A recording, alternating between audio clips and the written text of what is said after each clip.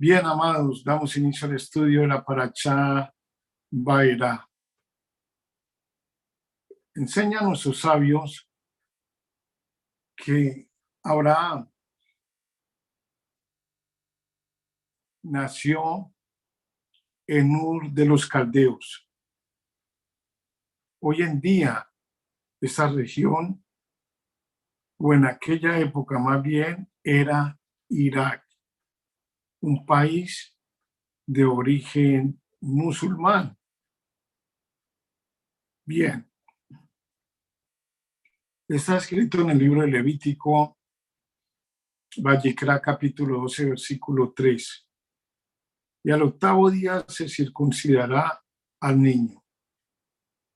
Entonces, de acuerdo a la escritura, Abraham fue el primero en acatar este mandamiento. La circuncisión es señal del pacto entre Dios, entre Hashem y Abraham. Está escrito en el libro de Génesis, Bereshit, capítulo 17, versículos 1 al 27. De esa manera, Abraham se transformó en judío. Aquí tenemos ya un interrogante en este estudio. Abraham, el padre de la humanidad, entonces no era judío. Además, está escrito en el libro de Génesis, Bereshit, capítulo 17, versículo 5, y no serás más llamado Abraham, sino que tu nombre será Abraham, porque yo te haré padre de multitudes de naciones. En otras versiones dice, yo te haré padre de multitud de gentiles. Hasta aquí el interrogante sigue sin aclararse. Entonces, Abraham, el padre de la humanidad, no era judío, sino que se hizo judío mediante la circuncisión. Claro que sí. Abraham, ¿qué hizo? Él razonó. Maimónides, el gran sabio y comentarista de la Torá, sostiene que solamente la razón nos hace seres humanos y nos marca la diferencia con los animales. La búsqueda de la razón nos proporciona la mayor de las felicidades en nuestra vida. Contrario a lo que piensan otros, Maimónides está convencido que solo la razón puede colmar la vida del hombre. Únicamente la razón. Y si esta razón lo conduce al conocimiento de Dios. Al igual que el Talmud nos exige obediencia a los mandamientos de Hashem como un primer paso esencial en este camino. Está escrito en el libro de Éxodo Shemó, capítulo 6, versículo 5. También yo he oído el clamor de los hijos de Israel. ¿Por qué? Porque Egipto los esclaviza y recordé mi pacto. Vamos a hacer un paréntesis aquí. Tiene nuestro Talmidín, Fabián, algo que compartirnos. Bien pueda, Fabián, te escuchamos.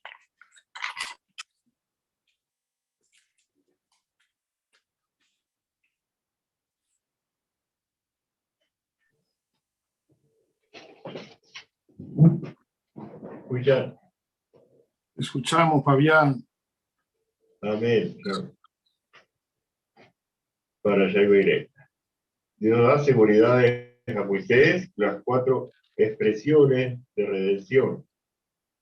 Y habló Dios a Moisés y le dijo, yo soy Hashem. Me aparecí ante Abraham, ante Isaac y ante Jacob como el Shaddai. Pero con mi nombre Hashem no me di a conocer ante ellos. También establecí mi pacto con ellos para darle la tierra de Canaán, la tierra de su residencia en la que habitaron.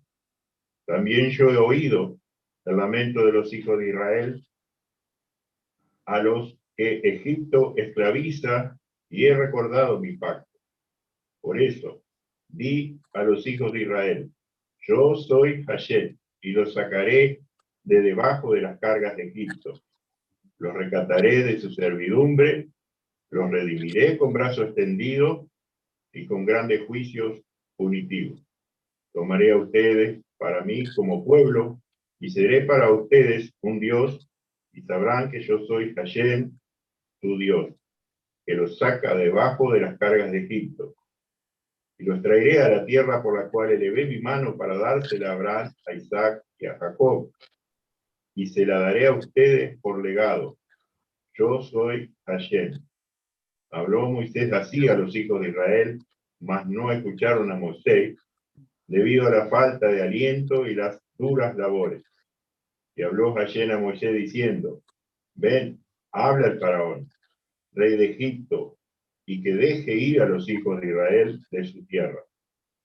Y habló Moisés ante Hashem diciendo, he aquí que los hijos de Israel no me han escuchado, entonces, ¿cómo me va a escuchar el faraón? Y yo tengo los labios sellados. Y habló Hashem a Moisés y a Aarón y les impartió órdenes respecto a los hijos de Israel y respecto al faraón, rey de Egipto, para que sacara a los hijos de Israel de la tierra de Egipto. Dios reprende a Moisés por haberse quejado y le asegura que la redención está muy cerca. Al finalizar la sidra anterior, Moisés se quejó de que Dios lo había enviado en vano, ya que no solo no había ayudado al pueblo, sino que incluso había empeorado su situación. Ahora Dios continúa su respuesta. Habla a Moisés con dureza, colocándole en una luz desfavorable en comparación a los patriarcas, quienes mantuvieron su fe sin quejarse. Pese a que no tuvo el privilegio de ver cumplido los juramentos de Dios, les hizo. Por tanto, Moisés, a quien le había afirmado que la redención estaba muy cerca, quedó sumido en una desazón tan profunda que no fue capaz de esperar que Dios llevara a cabo su plan al fin, tal como él lo definió. En este contexto, el lector connota una forma severa de hablar. La Torá da así a entender que Dios reprendió a Moisés por haberse quejado anteriormente, por no haber concedido el éxito de su misión. Yo soy Hashem. Este término sugiere que Dios es fiel en el cumplimiento de su palabra, lo cual implica propinar castigo por el pecado y conceder recompensa por la virtud. Vemos entonces que Dios dio comienzo a su amonestación a Moisés, asegurándole que la promesa que les había transmitido a los patriarcas sería cumplida y que éste había sido enviado como su emisario para llevar a cabo la razón por la cual la esclavitud sufrió un endurecimiento inmediatamente después de la llegada de Moisés a Egipto. Fue que los egipcios no podían ser castigados hasta que colmara su medida de pecado, pues Dios es tolerante incluso con los malvados, a través de su cruel decreto de negarles incluso la paja a los desventurados esclavos. La crueldad del faraón había llegado a su peor extremo y por lo tanto ahora sí podían comenzar a moverse los engranajes del proceso redentorio y del castigo de Egipto. Por ello, la respuesta de Dios a Moisés fue que, muy lejos de haber ido a Egipto en vano, su arribo había acelerado el proceso del éxodo, el cual estaba ahora extorto a punto de comenzar. Los nombres de Dios, como se Es bien sabido, los distintos nombres de Dios representan las distintas formas en que Él se manifiesta. Por lo que los nombres no se emplean aquí, representan las distintas formas en que Dios se reveló a los patriarcas y a Moisés. Moisés había recibido la revelación de Hashem, la más alta manifestación de Dios, y aún así cuestionaba su camino. Por tanto, que los patriarcas habían mantenido su fe firme, si bien Dios se les había manifestado solamente con su nombre, otro nombre, El Shaddai. Este último nombre deriva de la palabra suficiente y denota a Dios como aquel que impone límites a la creación estableciendo las leyes de la naturaleza, es decir, las limitaciones dentro de las cuales funciona el universo. También representa los límites que Dios impone a la prosperidad que gozamos y al sufrimiento que debemos padecer. Al comparar la revelación de Moisés con la de los patriarcas, Dios estaba criticando por su escasa fe. Aquí lo que teníamos y algunas agregaciones que, conforme a la misericordia de Dios, que podamos agregar un poquito más. Distintos nombres, bueno, como decíamos, Shaddai, suficiente, el yo soy. Dios critica a Moisés por su poca fe y negativa a obedecer, como lo veíamos. Dios se agrada de los entendidos y hombres de fe, que canalizan su propósito en bien de la humanidad. Podemos causar pérdida por nuestra negativa hacia el plan y propósito con el Eterno. En estos momentos cruciales en que la humanidad estamos, que el Señor nos ayude para colaborar con Dios en su plan de redención final en Mashiach Yeshua. En este tiempo que nos toca vivir de extrema tribulación y angustia, Dios nos está hablando y dando instrucciones precisas a través de su Torá, como a Moisés y Aarón, que nuestra fe aumente frente como a toda circunstancia, porque el Señor siempre nos alienta a no perder nuestra fe, que Él tiene grande galardón, a levantar y erigir nuestras cabezas, porque nuestra redención está cerca.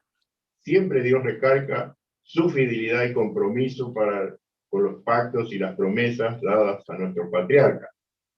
Y nos exhorta a no desanimarnos, porque su liberación y redención son su misión posible para Él, aunque para los hombres sea imposible. En este tiempo de angustia para Israel y el mundo entero, ¿qué debemos hacer? Procurar con toda nuestra fuerza agradar al Eterno, el Mashiach Yeshua. Como versa en dicho, el pueblo que olvida su pasado está condenado a repetir otra vez el error. Que el Señor nos ayude en este tiempo crucial a echar manos de todas las instrucciones y herramientas que nos da, que nos son provistas por medio de la fe que una vez ha sido dada a los santos, procurar elevarnos todo lo más posible para acelerar el proceso de redención final. Nos convertamos en verdaderos colaboradores con Dios y no nos quejemos, no seamos unos quejosos que lo único que lograremos es atrasar, procurar y provocar la ira de Dios, y eso no es provechoso para nosotros y la humanidad en su redención. Que el Eterno nos ayude a cada uno en la tarea que nos toca, a ser esforzados y valientes y a no desmayar, ni descuidarnos, ni desviarnos a la derecha ni a la izquierda. El pueblo que conoce a su Dios se esforzará y actuará, como está escrito en Daniel. Shalom, shalom, hasta aquí, hermano. Amén, amén. Así es, Fabián, que el Eterno nos ayude para que no nos falte la fe en el camino de la redención que sabemos que está cada día más cerca, y que tanto Moche y Aarón fueron llamados por el Eterno para guiar a ese pueblo escogido de Dios en aquel tiempo, en nada menos y nada más que el país de Egipto con el faraón a la cabeza. En cierto sentido, la misión de esta redención se iniciaba recién ahora, hasta este momento. Tenemos que Moche y Aarón habían defendido prácticamente su postura, pero todo lo que ellos habían hecho por el pueblo de Israel ahí en Egipto habían sido cosas infructuosas. Porque Hachén deseaba acelerar un poco más la redención y por eso quería que los egipcios quizás aumentaran su medida del pecado para que no merecieran más la tolerancia divina. Ese era el anhelo de Hachén, acelerar la redención. Ahora había llegado ese momento y nuevamente se les encomendaba tanto a Moche como a Aarón proseguir con la tarea que les fue asignada, pero esta vez para su ejecución final. Es decir, que cumplieran la misión por la cual el Eterno los había llamado. Entonces, a partir de ahora, todos comenzarían a ver que primero el dedo y luego la mano de Dios, como está escrito en el libro de Berechí 8:15 y 14:31, Dios intervendría para redimir a su pueblo primogénito, a su pueblo Israel. En esta nueva etapa de la redención se traza el derrotero genealógico de los emisarios de Dios desde los patriarcas, empezando con el hijo mayor de Jacob y progresando hasta llegar a la tribu de Leví, de la que surgieron tanto Moche como Aarón. Entonces el hecho mismo de que hasta ahora no se había rastreado sus orígenes indica que hasta ahora no se había iniciado el proceso de liberación, cuyo trasfondo se había presentado en los últimos 5 capítulos y medio, donde recién empezamos ahora. En el versículo 13 se presenta este nuevo inicio y luego se interrumpe con la genealogía, tras lo cual se retoma la misión. Los sabios comentan que la Torá se esmera en señalar que, a diferencia de lo que afirman los fundadores de otras religiones, los líderes del pueblo de Israel eran seres humanos, no entes sobrenaturales. La Torá nos informa acerca de sus orígenes familiares a fin de dejar en claro que sus compatriotas los conocieron a ellos y a sus primos y recordaban a sus padres y a sus tíos. Pero aunque todo judío tiene el potencial de elevarse hasta alcanzar la grandeza y la profecía, Dios, Hachén, no concede semejante honor al azar. En vez de simplemente elegir a sus emisarios de la tribu del primogénito de Jacob, Dios buscó, Dios escudriñó hasta encontrar a los hombres más aptos para esta tarea. Hachén impartió instrucciones tanto a Moche como a Aarón sobre cómo debían de tratar incluso la obstinación de los mismos hijos de Israel y además de la de Faraón. Hachén les explicó: con los judíos, con los hijos de Israel, ustedes deben ser pacientes y comprensivos.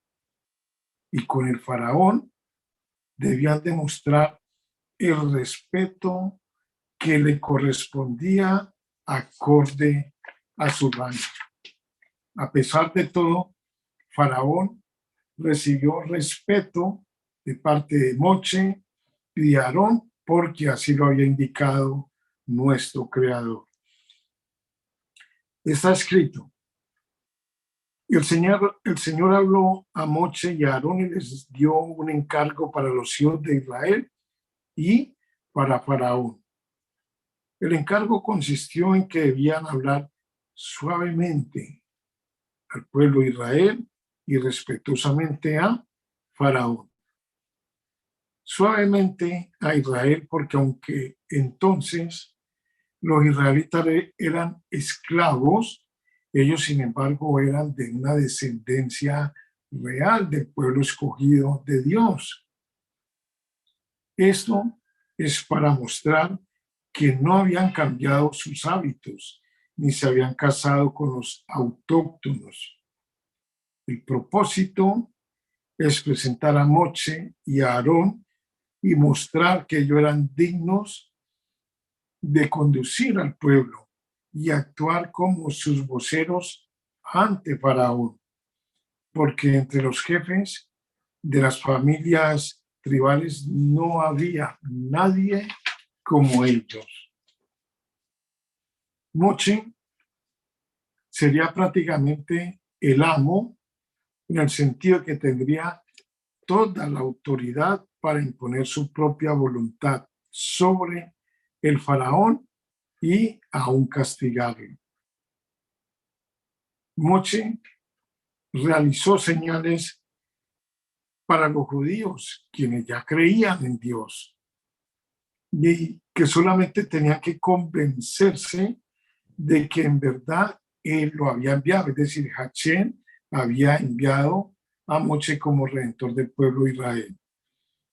Sin embargo, Moche realizó también maravillas para el faraón, quien según el versículo 5, capítulo 5, versículo 2, cuestionó la existencia de Hashem.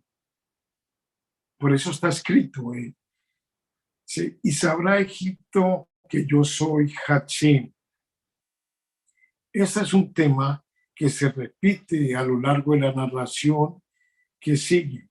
Cuando recibió a Moche y a Aarón, el faraón respondió con mucha insolencia: ¿Quién es Hashem? Yo no conozco a Hashem, dando a entender que el concepto mismo de un Dios único y omnipotente le resultaba totalmente ajeno y desconocido.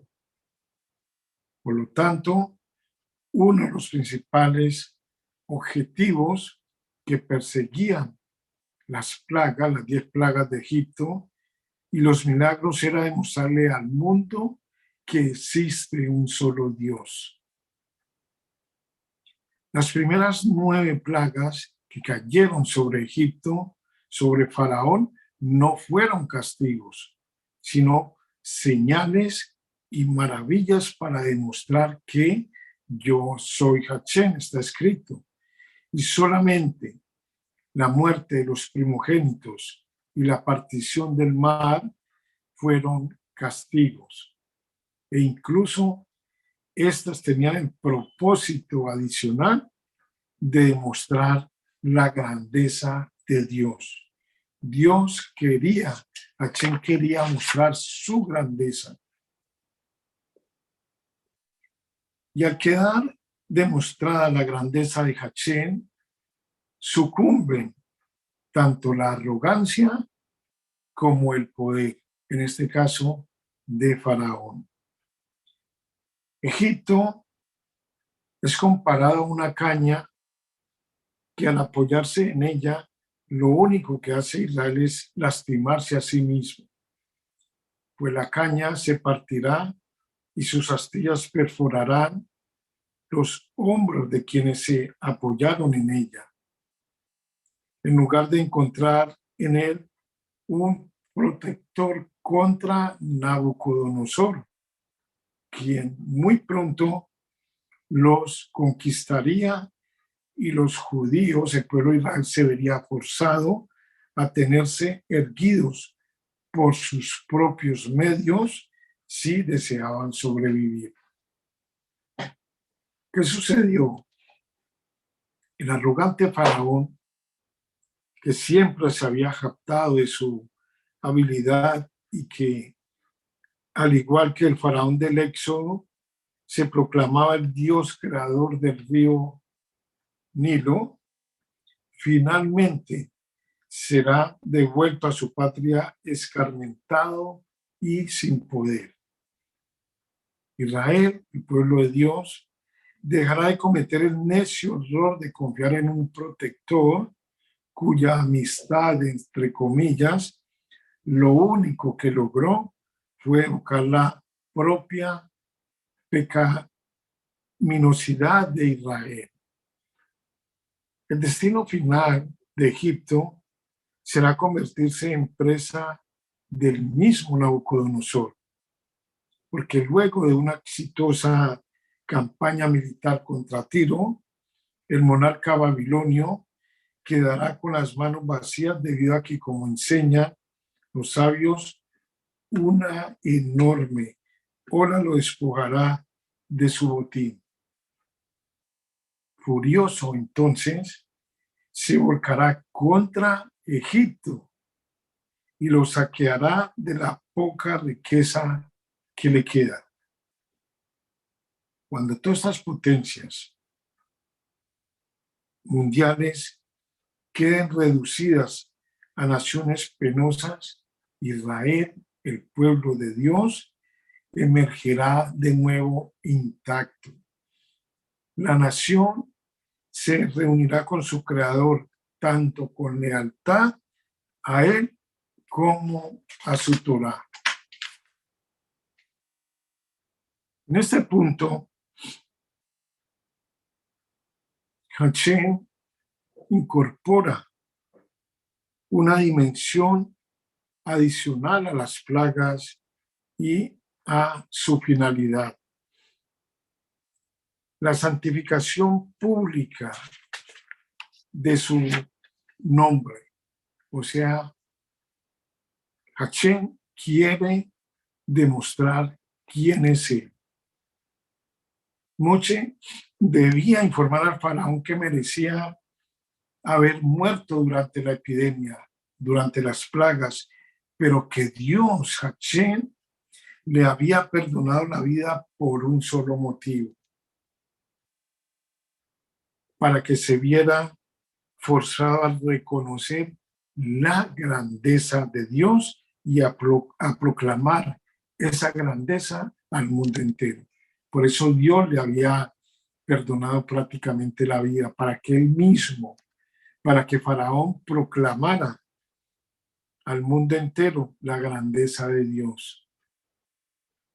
Es evidente que el fin último, el reconocimiento universal de Hashem como soberano del mundo, es que todas las naciones, todos los países, toda la creación le rinda pleitesía, como proclamamos en las plegarias que hacemos en las altas festividades, como Rosh Hashanah, como Yom Kippur.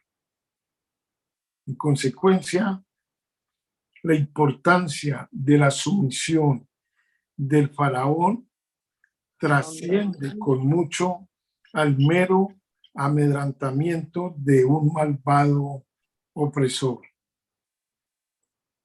Uno de nuestros grandes sabios de la Torá añade que al faraón se le brindó la oportunidad de acercar a muchos para que siguieran su ejemplo y se arrepintieran de sus malas acciones.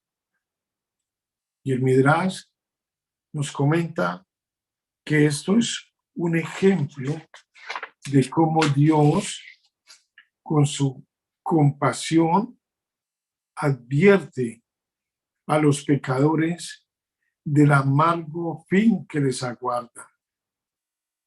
¿Para qué? Para que hagan penitencia y de ese modo puedan salvarse de ser castigados por sus pecados, por sus transgresiones. Bien, estudiamos como está escrito: di a Aarón, toma tu vara. ¿por qué la vara de Aarón y no la vara de Moche? Enseñan nuestros sabios que la vara de Moche era más sagrada, pues en el paraíso superior fue grabado en ella el nombre del santo bendito es. El santo no deseaba que pudiese ser contaminada por el contacto con las varas de los magos egipcios, porque ellos también tenían varas tanto como Moche como Aarón. Pero también había otra razón aún, o sea, que todos esos poderes impuros que vienen de la izquierda pudiesen ser sometidos por Aarón, cuyo grado es el lado de la derecha, dado que nuestro santo bendito es, sabía que los magos egipcios eran capaces de convertir sus varas en serpientes. ¿Por qué ordenó él a Moche y a Aarón que efectuaran esta señal ante Faraón? ¿Por qué Dios dio esta orden? Para él, para Moche, nada maravilloso había en esto. El dominio de Faraón se originó de la serpiente y por eso su castigo comenzó de la misma forma, con la serpiente. Cuando los magos lo vieron, se regocijaron porque sabían que ellos podían hacer exactamente lo mismo. Pero entonces la serpiente de Aarón se volvió de nuevo una vara seca, como está dicho, y la vara de Aarón deglutó sus varas. Entonces ellos se asombraron y se dieron cuenta de que había un poder superior que estaba sobre la tierra y que estaba con ellos. De esta manera, Aarón en realidad mostró dos señales, una señal arriba y una señal abajo. La señal de arriba fue al mostrar a Faraón que había una serpiente más elevada que regía sobre la de ellos. Y la otra, al hacer que madera sometiera sus serpientes. La vara de Aarón era un trozo de madera seca, ¿sí? Y sin embargo, el santo bendito es, la empleó para su primera señal en Egipto, efectuando por intermedio de ella 2 milagros.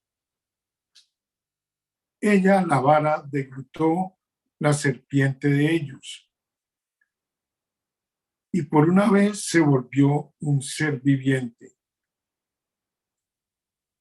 Enseñan a sus sabios que malditos aquellos que dicen que el santo bendito es, no alzará a los muertos porque les parece una imposibilidad. Que los necios que están lejos de la Torá y del santo piensen un poco. Aarón tenía en su mano una vara hecha de madera seca y el santo bendito es, la convirtió en un ser viviente, aunque por breve tiempo, tanto con espíritu como con cuerpo. Entonces, ¿acaso él no puede también, en el tiempo en que él alegará al mundo, convertir en una creación nueva los cuerpos que una vez han tenido espíritus y almas santas que guardaron los mandamientos y estudiaron la ley judía día y noche, y a quienes él ocultó por un tiempo en la tierra. Y también está escrito acerca de esto, como explica el libro de Isaías, Yesayahu, capítulo 26, versículo 19, donde dice, tus muertos vivirán. Resulta evidente que no solo habrá una nueva creación, sino que los mismos cuerpos que estarán muertos se levantarán. Pues en el cuerpo permanece intacto un hueso que no decae en la tierra. Y en el día de la resurrección, el santo lo ablandará y lo hará como levadura en masa y se levantará y expandirá a todos los lados y el cuerpo entero y todos sus miembros se formarán de ese huesito. Y entonces el santo pondrá de nuevo en él su espíritu. Vale acotar aquí, como lo he explicado varias veces, lo hemos aprendido, lo hemos enseñado, de que por eso es que las personas no se deben de cremar. Las personas se deben enterrar. ¿Por qué? Porque a partir del momento que venga la resurrección de los muertos, que nosotros creemos dentro de nuestro judaísmo que profesamos, si este hueso no existe, no habrá resurrección de aquella persona, ya sea para vida eterna o para condenación. Muy importante que enseñemos, que compartamos esto con las personas que no tienen el conocimiento que nosotros estamos recibiendo para la gloria del Eterno y para bien nuestro. Amados, habíamos empezado la parashá hablando de Abraham. Terminamos hablando de Moshe Rabbeinu. Y hay una relación muy grande entre estos dos grandes personajes de la Torá. Amados, la historia judía se inicia prácticamente con la emigración de Abraham, de Ur de los Caldeos, ¿cierto? ¿Hacia dónde? Hacia Canaán, que era un país subdesarrollado. ¿Por qué se fue a Abraham? Bueno, sabemos que fue un mandato de Dios, de Hashem. Abraham partió porque prácticamente había superado tanto las ideas sociales como las religiosas dentro de su medio. O sea, él ya no cabía allí, ¿sí? Abraham abandonó su hogar en busca de un Dios ético. La historia de la emigración de Abraham es el relato de la elevación humana hacia la concepción de un Dios único que es el Dios de la rectitud. La temprana emigración de Abraham estableció un gran principio: perseguir la verdad es mejor que perseguir la cultura, y seguir a Dios es más importante que todos los bienes del mundo. Este es el comienzo y es el lema de toda la historia del pueblo de Dios. Cuando Abraham llega a Canaán, es el inmigrante de más allá del río, por llamarlo así. La sociedad que encuentra es una sociedad semi-nómada, porque antes eran nómadas completamente, formada por pequeños clanes agrupados alrededor de los contados y preciosos pozos de agua en una tierra árida. Ahí se aglutinaron todos. Su propio clan es igual que los demás, con una excepción. No es la sangre lo que unifica a sus miembros. Lo que unifica es Dios, es Hachim. El forastero que acepta a Dios de Abraham es bienvenido. Ya vimos cómo Abraham, mediante la circuncisión, se convirtió al judaísmo, porque Abraham no era judío. Este fue un concepto revolucionario en el mundo antiguo, en el cual el forastero era siempre un forastero. Abraham era un forastero, pero dejó de ser forastero, porque mediante la circuncisión se convirtió al judaísmo. ¿Cómo es este Dios de Abraham? El Dios de Abraham es un Dios único, es un Dios que le podemos llamar, como dice el judaísmo, la unicidad. Y en esto consiste el descubrimiento de Abraham. Es benévolo y otras gentes encuentran necesario aplacar a sus dioses hasta el punto de ofrecer sacrificios humanos.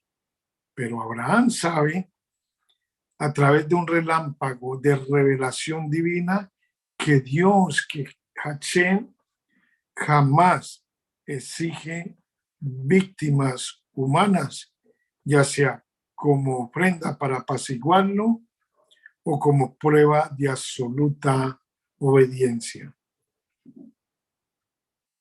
Es el mismo Dios quien detiene el cuchillo con que el padre amenaza el cuello de su hijo.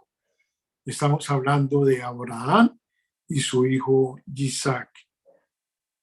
El Dios de Abraham es un Dios de misericordia. Ha planeado destruir la ciudad de Sodoma para castigar su maldad y, sin embargo, debido al ruego de Abraham, el Hachén perdonará a la ciudad si hay 10 personas justas que moren en ese lugar.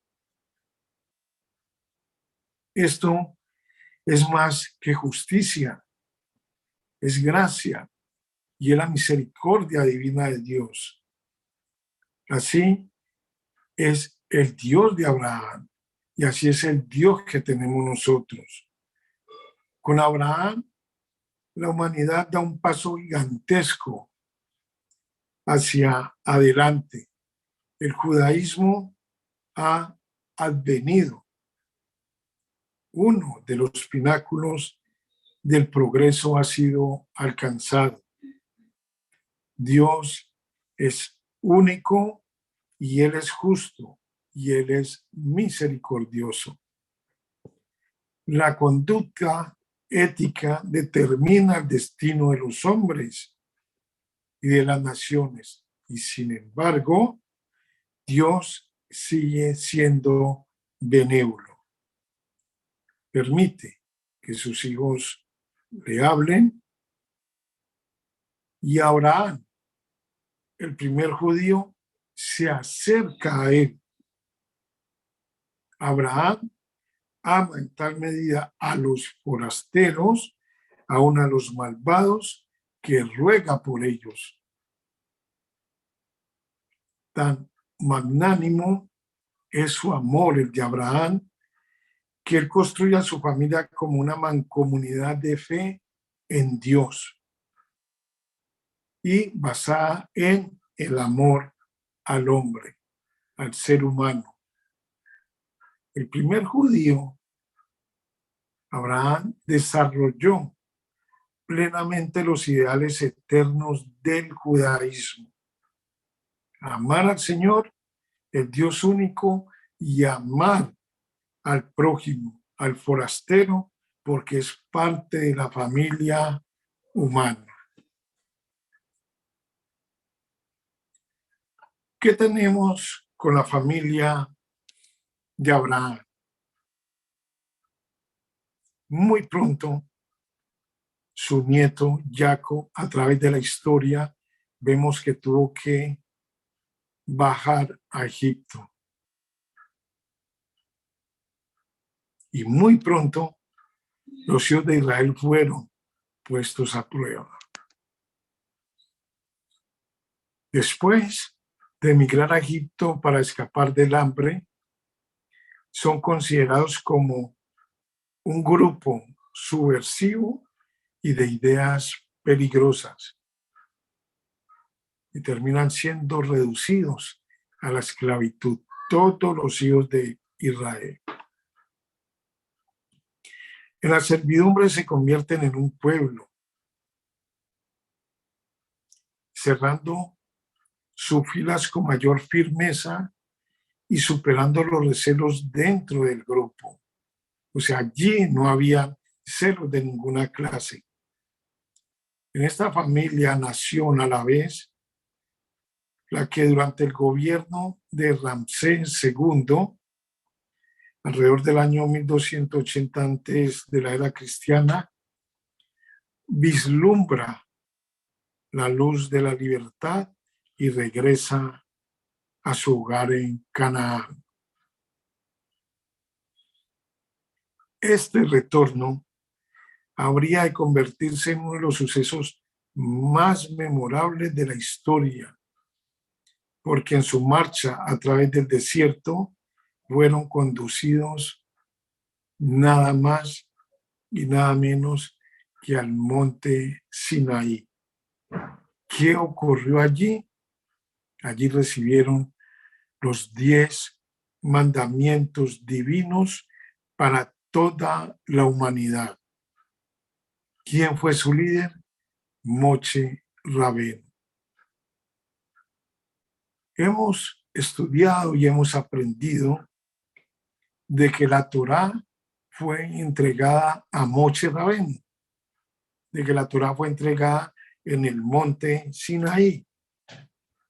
Entonces tenemos la Torá, son los 10 mandamientos. Esa es toda la Torá. No podemos apartar una cosa de la otra. Si decimos que Moshe Rabbeinu recibió los mandamientos divinos para toda la humanidad, estamos hablando de que fueron los 10 mandamientos que equivalen a la Torá de Hashem. Entonces, ¿qué es lo que nosotros debemos tratar de hacer? Al decir nosotros que no nos podemos apartar de la Torá, es lo mismo que decir tenemos que practicar los 10 mandamientos que le fueron entregados a Moshe Rabbeinu. En muchos sentidos, Egipto significó de alguna manera una educación. ¿Por qué? La avanzada religión egipcia señalaba la responsabilidad del hombre y la inmortalidad de su alma.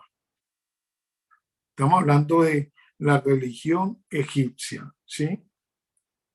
Después de la muerte, el alma era llamada a responder por todas sus acciones ante el trono de los dioses, no el Dios de Israel, no el Dios nuestro.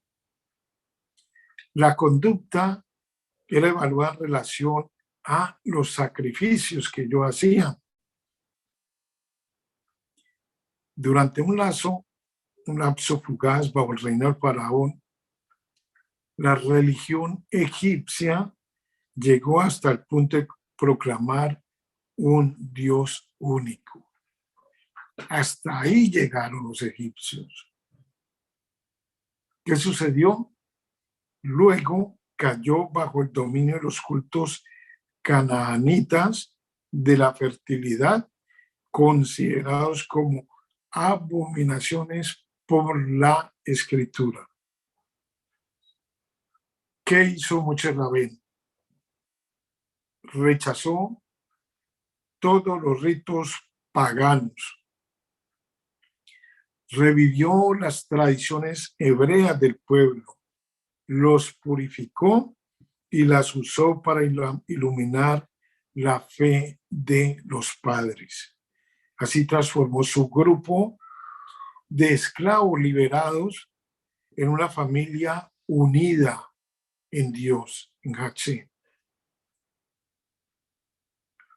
Vemos cómo Moshe Rabenu recibió su llamado mediante una extraña visión. Vio en el desierto una zarza envuelta en llamas que, sin embargo, no se consumía.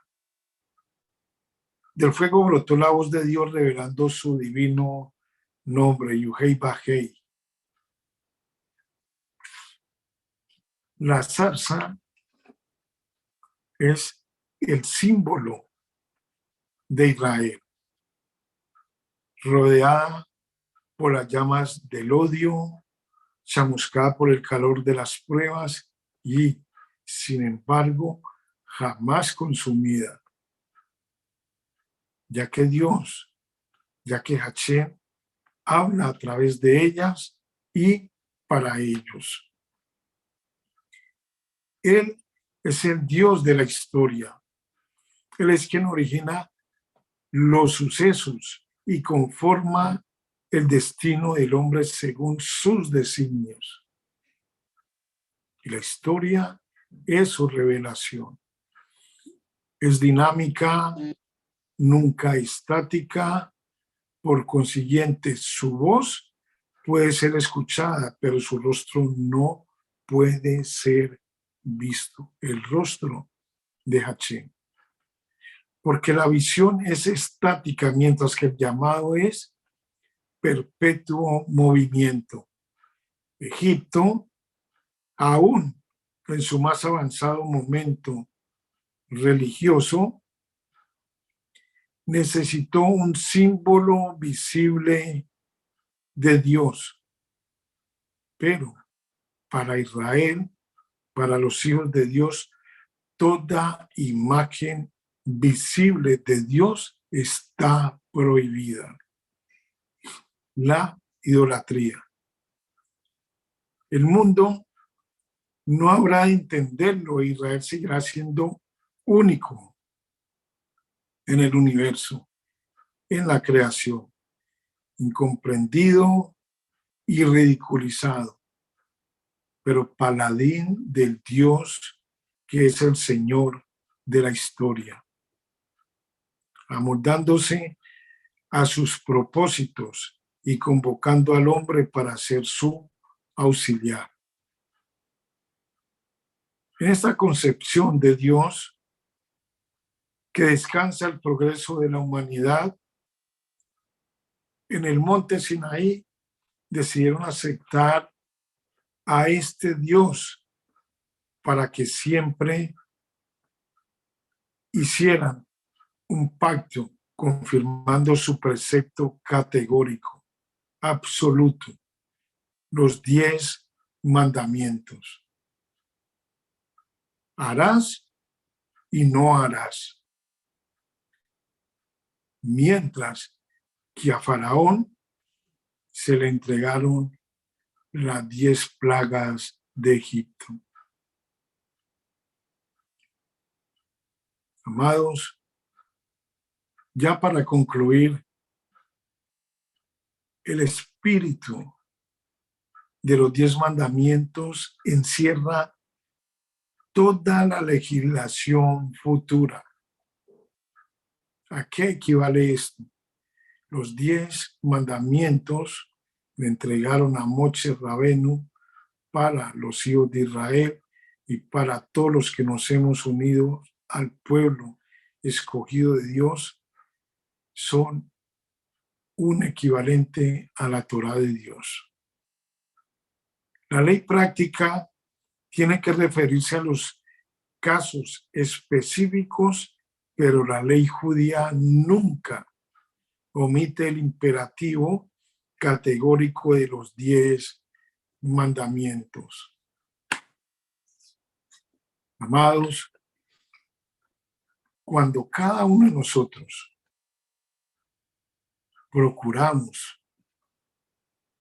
cumplir con los 10 mandamientos, que son el todo de la Torá, estamos evitando que las 10 plagas que fueron enviadas a Faraón y a los egipcios sobrevengan a nosotros, lo aleno, y por ende a nuestros seres queridos.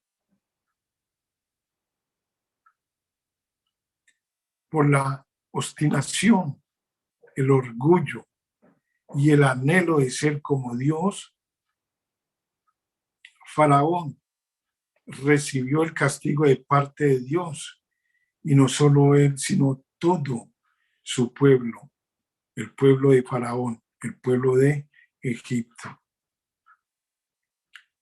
Pero ¿qué sucede cuando nos acercamos a Hashem, a Dios, a su bendita y santa Torá? Nos enseña el apóstol Pablo, Saúl de Tarso, en el libro de Romanos, capítulo 6, versículo 22. Ahora, en cambio, ustedes están libres de pecado y sometidos a Dios. El fruto de esto es la santidad y su resultado, la vida eterna. Shalom, shalom.